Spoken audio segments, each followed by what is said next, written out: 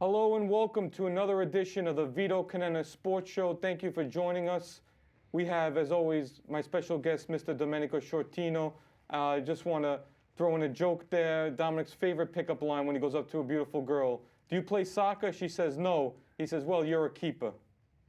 Take it away, Mr. Dominick.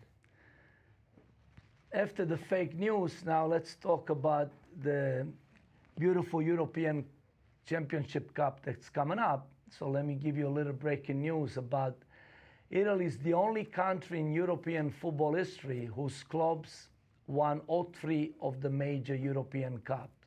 The season of 1989-1990 is when Milan retained the European Cup, Sampdoria winning the Coppa delle Coppe, which is now called the Conference Cup, and the Confederation Cup, and Juventus with the UEFA Cup, which is the one that Inter and Manchester City is going to play. So let me review to you all three cups again. We have three teams of Italy, Roma, Fiorentina, and Inter playing again, but the only European Cup to ever win, or the only national team to ever win all three, was Italy. Nobody else ever won all three cups. We have a chance again to do it. And on the first one is coming up on May 31st, which is going to be Roma against Sevilla in Praga. Oh no, Praga was Fiorentina, I'm sorry again. So we're going to have Fiorentina against West Ham June 7. But the most important Championship Cup, the UEFA Cup, is going to be played in Istanbul on June 10, where I tried to get a ticket, but they wanted $2,900. I said, now I'll watch it from Bagheria, which I'm going to be in Sicily, Italy. And we're going to enjoy the game Inter against Manchester City. But we do have Manchester City favorite to 90%. I believe this was the year of the underdog. I believe Inter is going to go all the way. It's a long shot, but yes, again, history can repeat itself, and all three European Cups could be won by an Italian team.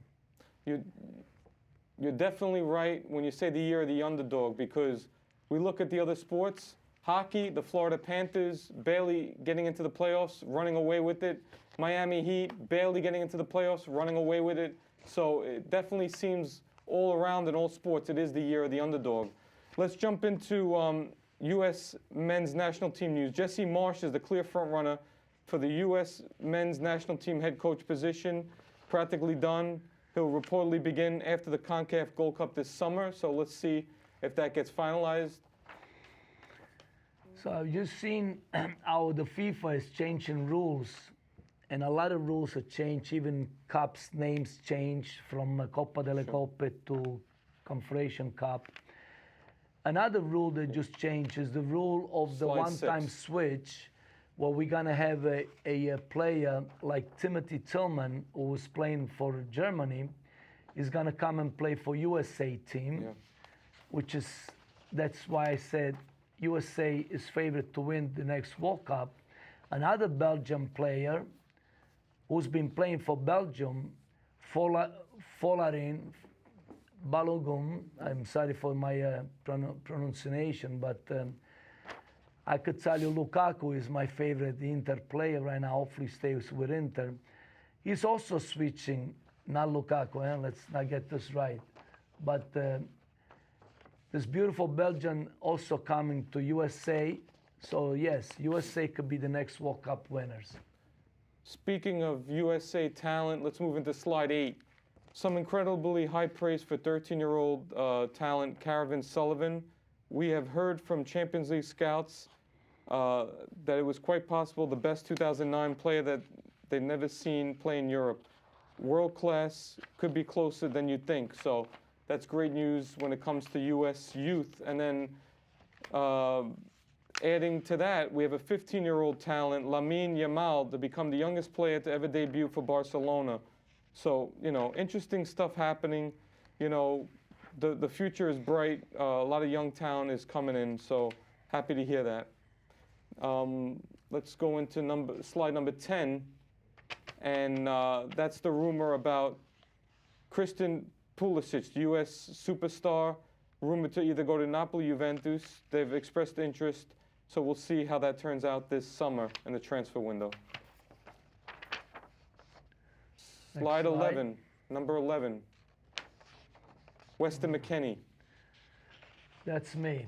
Yes, Weston McKennie, who was loaned to an English team, Leeds United. Looks like the problems with the management in the English team, and it's going to end up where he's coming back to Juventus, which is a great news to me. My girlfriend in Italy is a Juventus fan. I'm an Inter fan, so I'm happy for her. And our American Weston McKennie is coming back to play for Juventus, so that's a great news to me. And is it Tyler, the next one? Slide 13, yeah, Tyler Adams. Too much to read in. Right there, Tyler Adams. Yeah. Another great soccer player is coming back to AC Milan, or looks like actually it's going to be signed in. It doesn't look like anybody really signed him yet. Tyler Adams, a 25-year-old, might end up in Milan. It's not yet sure if they're going to sign him in or another fake news. Slide 14, how about This. Argentina? Take it away, Dominic. Well, Argentina was the last World Cup winners, playing very smart. They want to win the next World Cup in the USA. So what are they doing? They're moving to Miami so that they could be already in the area and the ambience of playing in America and practice in America. So they're already here with the same climate, because the climate has a lot of different effect when you're moving from mountains to sea to humidity. So yes, they are moving their headquarters to Miami. So Argentina again wants to win this next World Cup. USA won't let them. No way.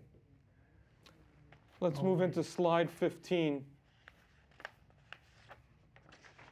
I'm done, right? Slide 15, gentlemen. Yeah, go ahead. So there was an interesting situation. I don't know if people know, but LeBron James in 2010 wanted Eric Spoelstra, the coach of Miami Heat, fired. There was a bump. Basically, it's revealed in a new book Ian Thompson called The Soul of Basketball, the epic showdown between LeBron, Kobe, Doc, and Dirk that saved the NBA. Riley gives some insight into many things that went down during the Heat's Big Three era, including how James seemed to push Riley to replace Eric Spoelstra as the Heat's head coach. Riley says that this occurred the day after the Heat lost to the Dallas Mavericks on November 27, 2010, which left their record at 9-8.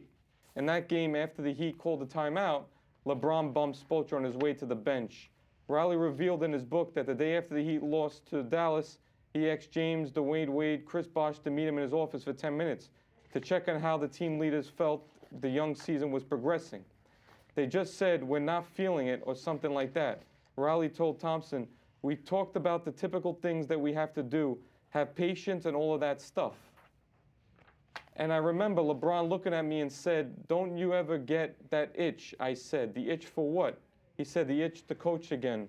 I said, "No, I don't have the itch." He didn't ask any more questions and he didn't offer any more answers, but I know what it meant, and I always go back and wonder about what he was thinking at the time. He walked out scratching his leg like it was itching.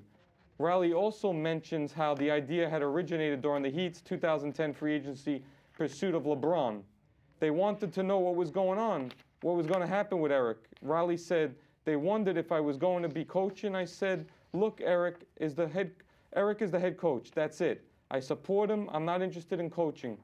The thought was in their mind at times that maybe I would come back and coach, referring to Pat Riley, I think. But I was truly done. I didn't want to go back into it, and Eric is a hell of a coach. He was coming off 2 good playoff years, but he had not been coaching 3 superstars. And then with the whole LeBron effect, it would have been a tough transition for any head coach with 2 years of experience. The Heat, who have kept Spoelstra as their coach, to this day finished the 2010-2011 season with the 58-24 record before losing to those same Mavericks in the NBA Finals in 6 games. The team would then win the 2 championships in 3 years before LeBron decided to return to the Cleveland Cavs. In the 4 seasons in Miami, 2010 to 2014, LeBron James averaged 26.9 points, 7.6 rebounds, 6.7 assists per game, while winning 2 regular season MVPs as well as 2 NBA Finals MVP awards. So, you know, no respect given to Eric Spoelstra, but he is definitely one of the most underrated coaches in the NBA. And he started off as an intern, and Miami's making a big statement in this NBA playoffs, no doubt about it. And Denver Nuggets yesterday, 47-year existence, Dominic, finally getting to the NBA Finals for the first time in their history. They never won a title, but they're heavily seeded, and they're a heavy favorite. So I wanted to definitely bring those points up. Now, we go into the next slide, which is not that. That's not the next slide. After Miami, we got this, unfortunately, passing of a good friend, Joe Cannizzaro. I was at the wake. I was tearing. Very good guy, very good businessman. Unfortunately, passing with cancer. And he was born in 1958. Yeah. That's the year I was born too. Oh, really? I feel bad. Yeah, and you know, so God rest in peace. I mean, one of my best friends I've ever had in my 18-year career of real estate. So, you know, very sad news. You have too many sad news. I want to take a break. Well, something unexpected. I want to talk about unfortunately, one of the American TV icons, Jerry Springer. One of the best TV shows, and you know, supposedly Gen X and millennials grew up watching the shows. They stayed home sick, calling out, or going to school and leaving because they wanted to catch the Jerry Springer show, because that's how good the show, like the ratings were very good. Actually, he was #1 over Oprah at one point. So he was an American cultural icon, and they said if his show was around today, he'll have 1 billion of viral views. So. Wow. Rest in peace to Jerry Springer, the greats of our industry, no doubt about it. Yeah. When you talk about this industry, you have to bring up Jerry Springer. So, you know, I just wanted to bring that up. Just I want to bring up, after all this, unfortunately, news that we have to say, bad news, of course, you know, passing away is not something we want to talk about in the sports. I'm showing you the 3 legends that are alive, but if you remember, recently we lost some great legends like Pelé, Maradona. But the reason why I'm showing you this is because a new legend is being made.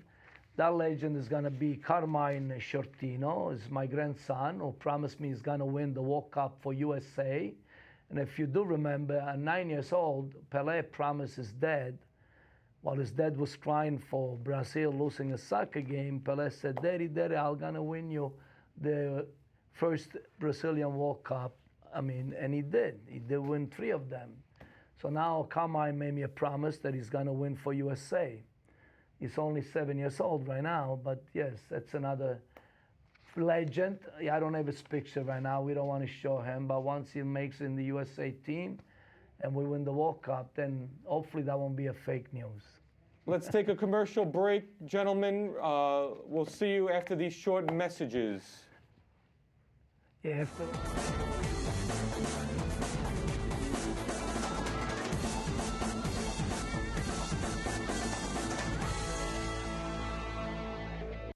Every day, thousands of kids start vaping. And I can't let this happen to my kid. Of course, it's awkward to talk to kids about the dangers of vaping. Hey, bestie, how sketch is me? It's hard to get their attention. Ready? Go. Yes, look at that. You even turn yours over. So if you want to talk to your kids about the dangers of vaping, you have to get it trending. Right, Backpack Kid?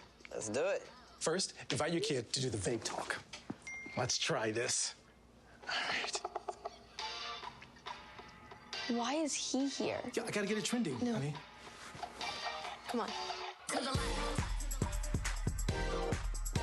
To the right. Let's go.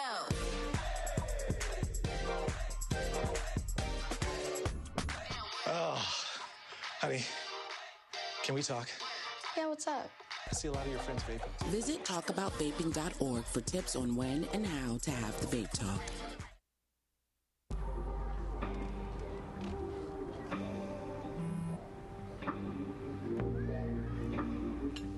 I don't know why you're so sad. You've got a roof over your head. Bro, you gotta stop with that depression stuff. That's a white people thing. Escúchame, en esta casa los hombres no lloran.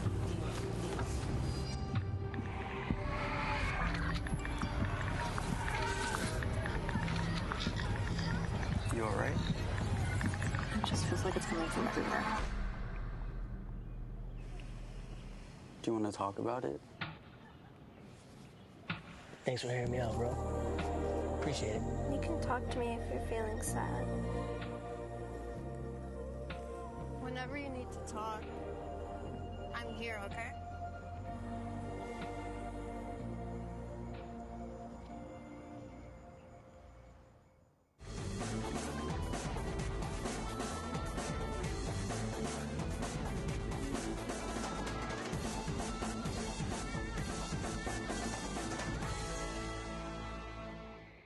And welcome back from commercial break. We're going to jump into the first slide. And we have Neymar, Messi, and Ronaldo. And they're introducing these shirts, selling of shirts from Champions FC. It's a fashion statement. So probably the three legends, three of the best in the game. So wanted to mention that I didn't get to mention earlier. We've got about 10 minutes left in the show. This is Dominick's last show, and then he'll be back in the fall. He's going to have a nice, long dream vacation in Europe, and we'll have Mike Mazzone. We got Felix right now as the understudy to Mike Staten, so Felix will take the responsibilities of being the new director as we go back to the pre-COVID rules. And basically, I'm really happy for Dominick. I wish I could say I'm going to Italy, but you never know. We never know what the plans could be. Maybe last minute I could end up going. You never know. Well, when I'm looking at you, I think COVID is still on. I thought COVID was a thing of the past, but you remind me that I was healthier during COVID, more healthier than I am now, because I was wearing the mask and I had no allergy. Now instead. But let's talk about sports. Yes, if everything goes good and I can find the right ticket, I might be in Istanbul at the stadium cheering for Inter all the way. But unfortunately, my travel agent called me, said that he found one for 2,900, and to go alone without somebody, I'd rather just watch it in Sicily. Yes, we are the underdogs, but I believe Italy is going to win all three. So let's go Fiorentina, let's go Roma, let's go Inter. Sorry guys, I'm Italian all the way. But yes, I am becoming America thanks to my kids and my grandkids. And like I said, come on, let's go get it. The World Cup for USA. We have two new players coming from USA, one from Belgium, one from Germany, Tillman, and what was the other name? Bulgarin. And yes, USA is one of the favorites for winning in USA. I believe the rules and FIFA and changes are made, the money moves everything around, and yes, USA is coming up. And we didn't mention that we have the Brazilian Bible here, given to us. Here it is, the Brazilian Bible. Felix provided us today. You know where that Bible might be going? To Carlo Ancelotti, because he is rumored to be eventually going to Brazil. So, you know. So you say if I take this with me, it'll win all three? So you know what? For Italy, all three, the underdogs. Well, it's a Brazilian Bible and it's written in Portuguese. So maybe it means that Ronaldo's got one more, maybe he's got a World Cup dream coming. We'll see. It's going to be interesting. But the only way Dominick does not come back to the show is if he comes back married. You just don't know what can happen when you go to Europe. Oh, no, but if I do marry the Juventus friend that I have in Italy, she's more of a fanatic, or more of a soccer player, more of a sportsmanship than I am in a way. She follows everything about soccer. So all four of my kids still do. My grandkids are promising. So yes, we have soccer is the future, no doubt about it. And if Dominick doesn't get married and he stays single, then we have a message Well, for all these Dominick beautiful is women. married to my wife in heaven. It's not Of like, course, of course. unfortunately, I But- lost her too yeah. young.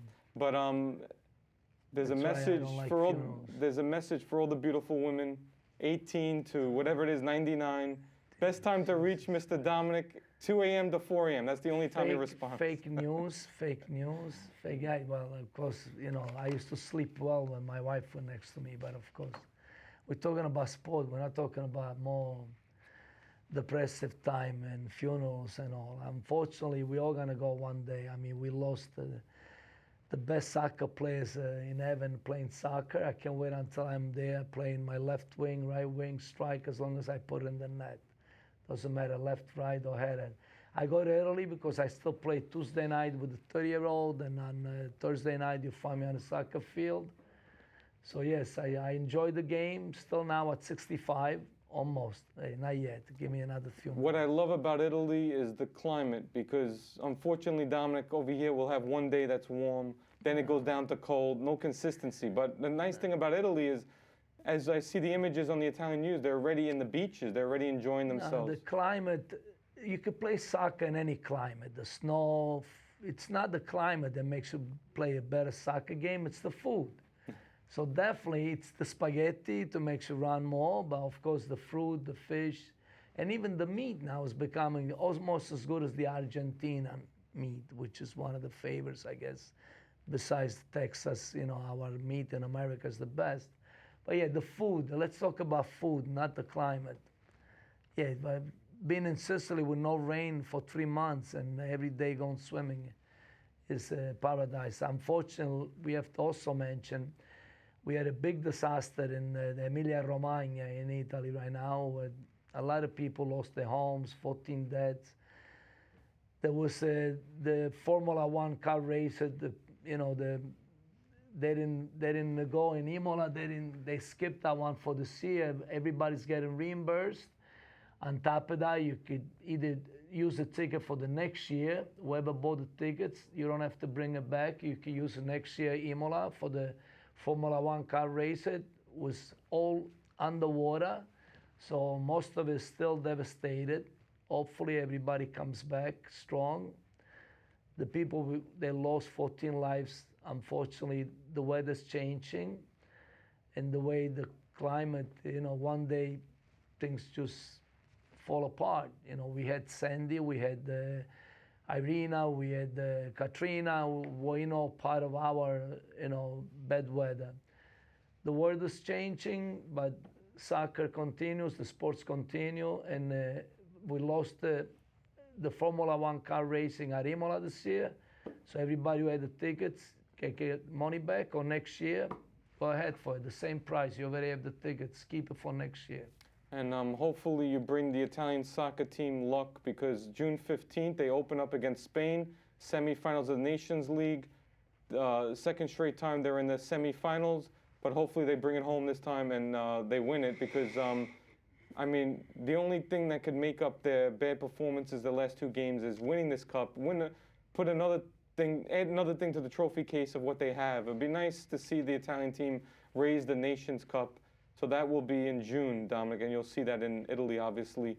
That would be nice. And obviously when basketball and hockey come to a close, the tension will be on baseball.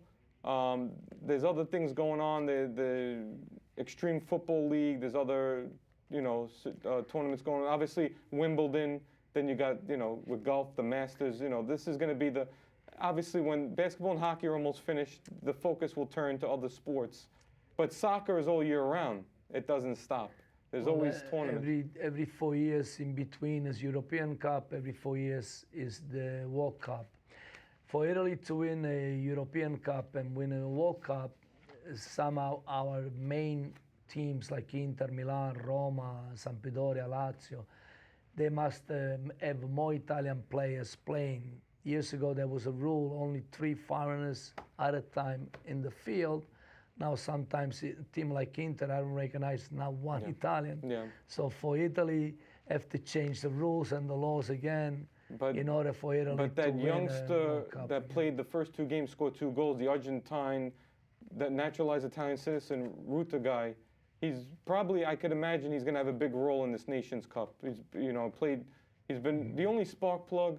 The main thing that you need Chiesa to stay healthy, you need Raspadori to stay healthy, Zaniolo. These are important players that could really do big things for them. And what are those 13, 15-year-old in Italy that they are discovered today? That's the thing. I think it's something did change in the early,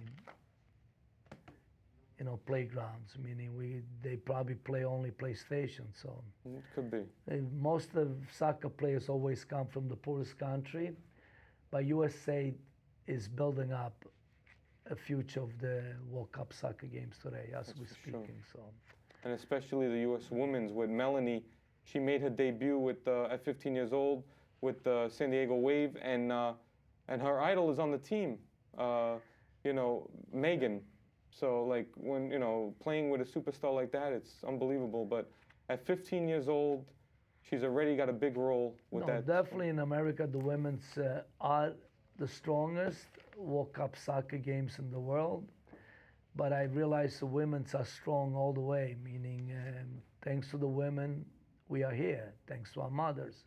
So it looks like women's are rules. Women's they intelligent. They use everything in their power to win the sports. Then not as fast in marathon. I still beat all three of my kids running.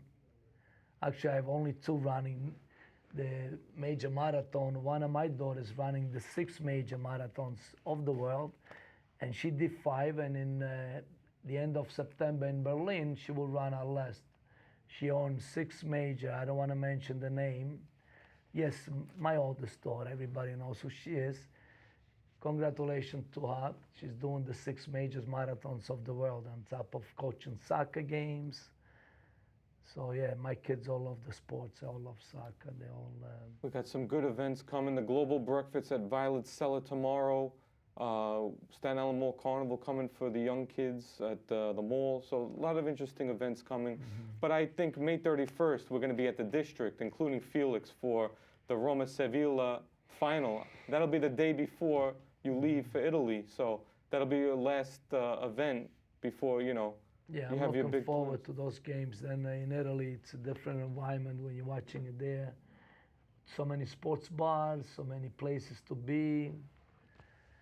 Let's go Italy. Let's go all 3 Italian European Cups. Come on. For sure, that'd be nice. Come on, Sea of the Underdogs, Roma, Fiorentina, and Inter. Yeah. We got this. Let's That'd go. be great. That'd be nice to see. Let's do it again. Last time was 1989, 1990. It's about time we do it again. The only national team to ever won all 3. Let's not forget, that's Italy. Okay, we got this again. Let's hope the weather heats up. We have a nice day, May 31st, for that game. But good things are coming, that's for sure. We got to stay positive. Good things are coming. And that's going to wrap up another edition of the Vito Conenna Sports Show. Thanks for joining us. I want to thank Mike Stan and Felix Correa for being a part. The next time you see 3 legends, they all 3 be American-born, American USA.